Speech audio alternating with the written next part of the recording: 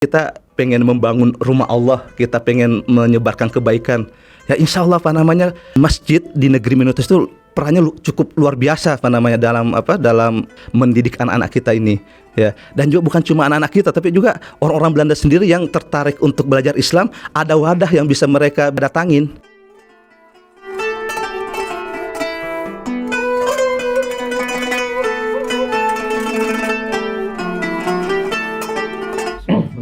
Assalamualaikum warahmatullahi wabarakatuh. Waalaikumsalam. Terima kasih Bang Gun.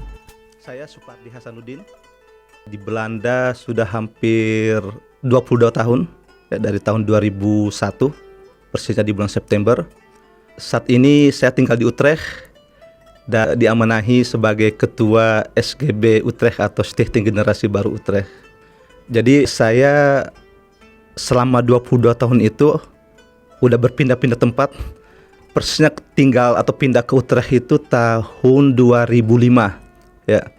Ada komunitas Indonesia di sana di Utrecht, ya, yang awalnya itu mengadakan pengajian secara rutin dari rumah ke rumah, ya.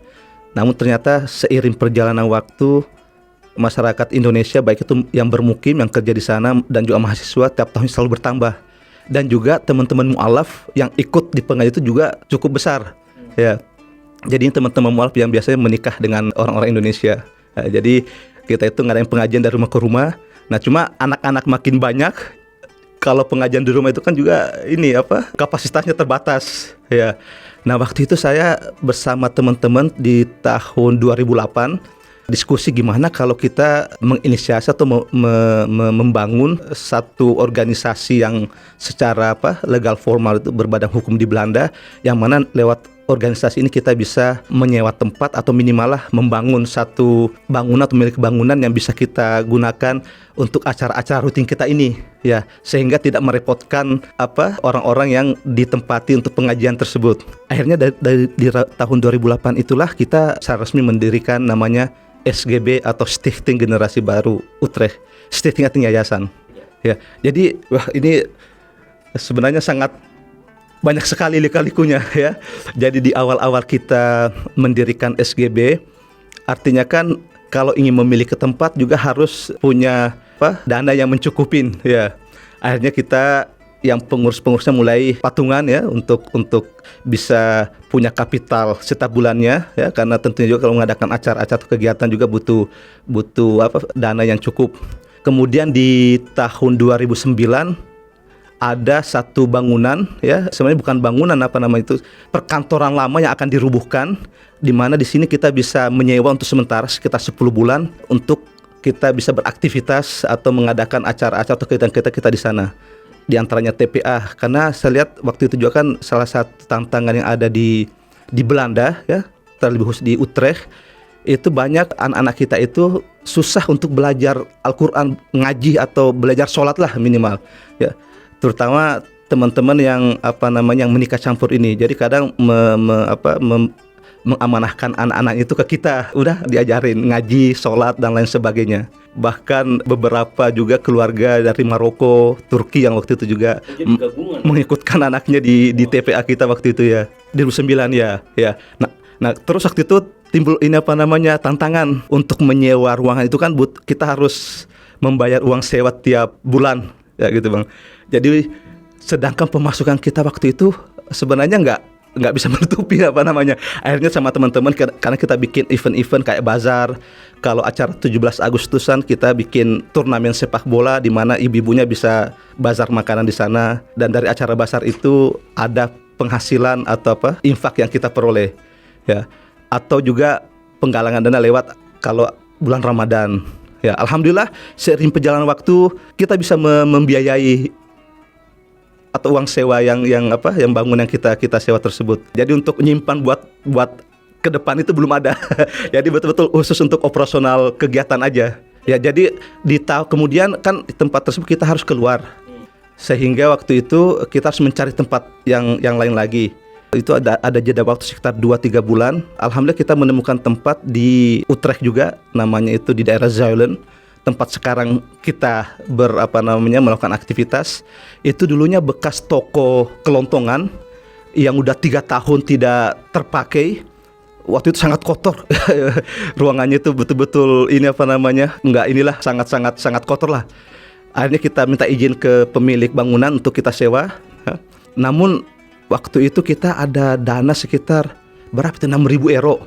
Nah sedangkan uang sewa waktu itu sekitar 600-700 euro plus listrik, gas dan lain sebagainya, itu jadi 1.000 euro lah per bulan biaya untuk sewa ruangan dan lain sebagainya. Untuk masuk ke sana kan harus direnovasi. Ya, akhirnya kita waktu itu sama teman-teman berdiskusi, kalau kita sewa bangunan ini dengan income kita sekarang, pemasukan tiap bulan cuma berkisar 400 sampai 500 euro ya dari dana jamaah atau dana pengurus patungan kita setiap bulan.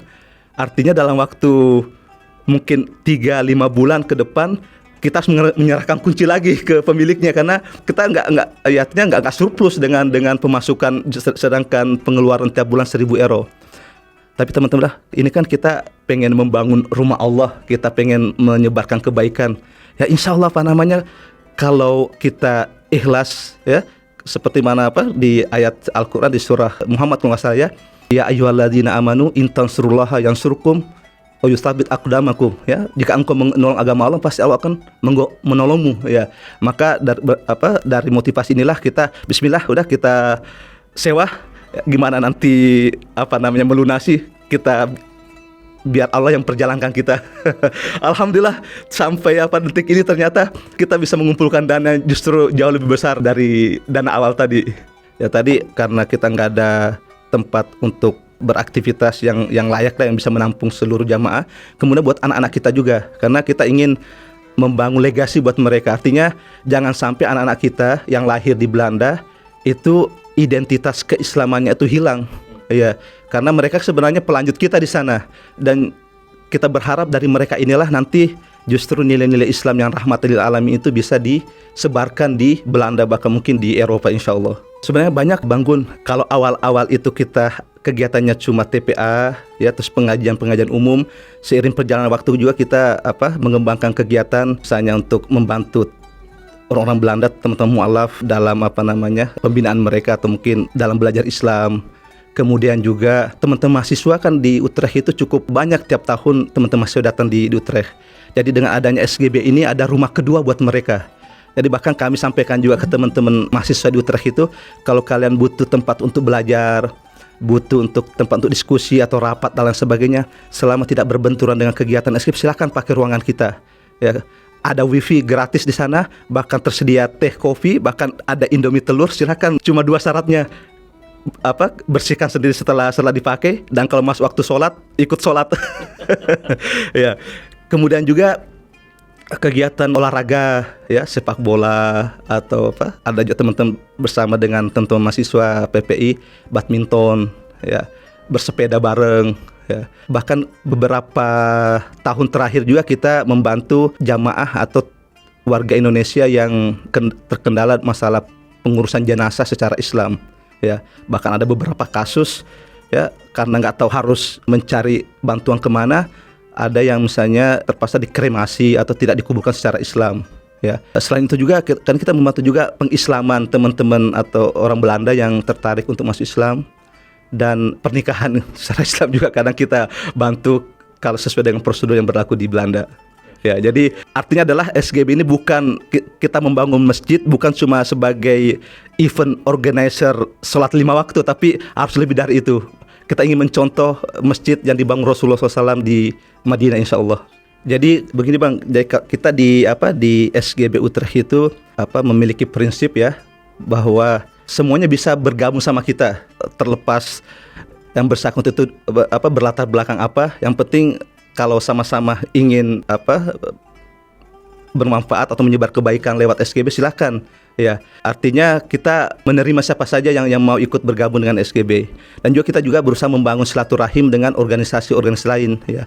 Karena di sana juga cukup beragam, ya. Ada di Amsterdam juga ada teman-teman, ya, Masjid Indonesia di sana, kemudian ada di Den Haag atau di Rotterdam. Bahkan kami juga membangun silaturahim dengan organisasi Turki, ya, dan juga orang Indonesia yang tinggal di luar Belanda, misalnya Forkom Jerman. Kemudian tahun lalu juga kita membangun hubungan dengan komunitas Indonesia di Amerika, IMSA, ya. Jadi pada intinya adalah gimana kita bisa sama-sama maju ya, berkolaborasi untuk menyebarkan Islam yang rahmatan lil alamin. Jadi Malibu ini kan sebenarnya udah kerjasama dengan sebuah lembaga amil zakat nasional ya, namanya Yakesma.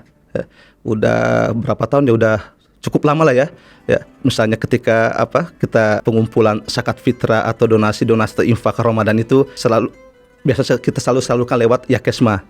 Dan sejak beberapa waktu terakhir ya, Yakesma, kita bersama dengan Yakesma dan kita percaya bahwa Yakesma ini adalah sebuah lembaga amil zakat yang terpercaya ya, dan kita juga tahulah orang-orangnya seperti apa ya.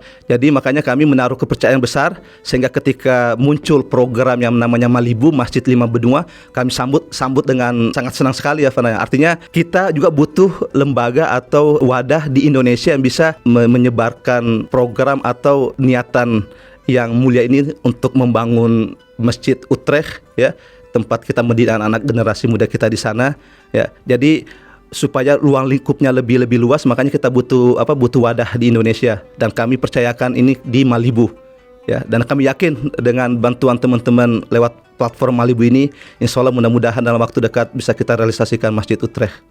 Memang kadang pertanyaan-pertanyaan sering juga muncul di yang disampaikan juga ya beberapa teman lah ya, ngapain sih bangun masjid ya, sedangkan atau melakukan penggalangan dana di Indonesia, kan Indonesia masih banyak yang butuh ya, masih banyak fakir miskin, yatim piatu dan sebagainya ya. Saya kira itu benar juga, cuma kita membangun masjid di negeri minoritas ya, di Belanda, tentunya tidak semudah ketika membangun masjid di Indonesia ya, di tengah aturan-aturan yang cukup ketat oleh pemerintah.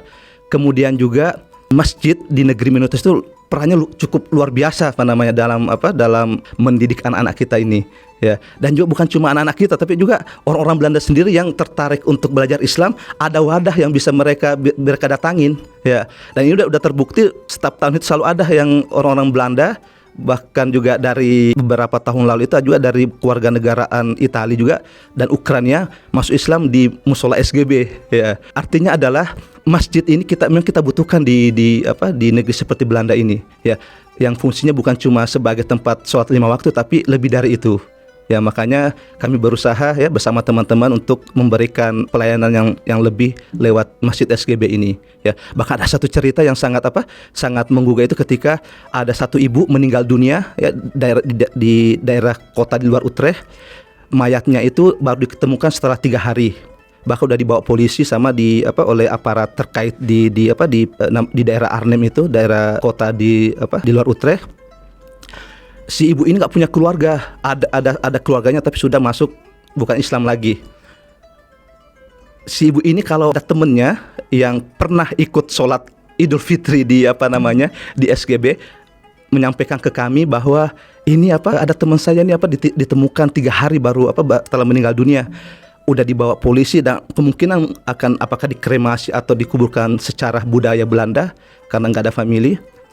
Akhirnya minta tolong ke kami sebagai komunitas, dan alhamdulillah setelah kita negosiasi dengan pihak yang terkait dan juga menyatakan bahwa kami sebagai komunitas siap untuk menanggung segala biaya yang dikeluarkan untuk pemakaman secara Islam ini, alhamdulillah diizinkan untuk dikuburkan secara Islam. Jadi alhamdulillah artinya hal-hal mungkin kalau kita di sini sangat kecil, tapi itu kan sebenarnya fardu kifayah ya. Kalau seandainya kita nggak mengetahui hal itu, mungkin ya wallahu alam apa akan terjadi dengan jenazah sang ibu tadi. Kami dari SGB Utrecht ingin mengucapkan terima kasih kepada Bapak Ibu, sahabat-sahabat, saudara-saudara, dan juga masyarakat Indonesia, baik yang ada di Belanda maupun di Indonesia, yang telah membersamai kami membantu kegiatan-kegiatan dan program-program SGB sampai hari ini. Dan juga kami mengucapkan terima kasih kepada Yakesma yang telah bersama kami dalam mensukseskan berbagai kegiatan-kegiatan kami, dan tentunya lewat program Malibu Masjid 5 Benua, yang mana kita ingin menghadirkan Islam yang sejuk dan mendunia. Assalamualaikum warahmatullahi wabarakatuh.